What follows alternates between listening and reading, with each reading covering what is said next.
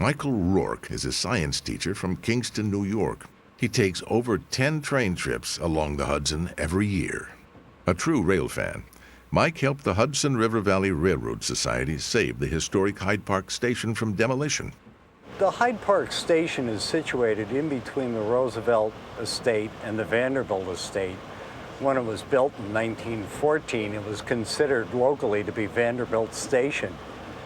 Mr. Vanderbilt did not use the station. He had his own private platform, naturally, but his family did. The Roosevelts also had their own private platform. Roosevelt, while he was president, really didn't use the building at all.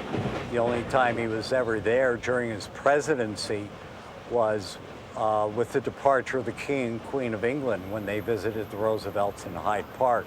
During that time, by the way, Sarah Roosevelt got extremely angry with both Franklin and Eleanor because they served the King and Queen of England hot dogs, sauerkraut, and beer, and she thought that was totally inappropriate for royalty.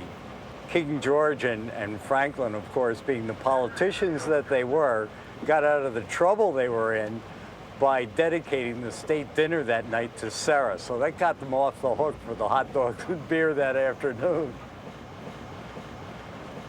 Roosevelt's funeral train also stopped at the station.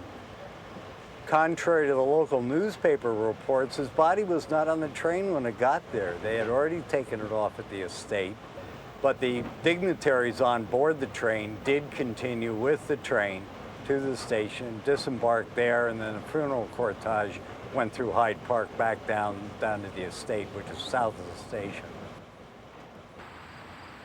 After extensive restoration, the Railroad Society reopened the Hyde Park station. In the summer months, visitors can tour the old depot and soak up some of its history.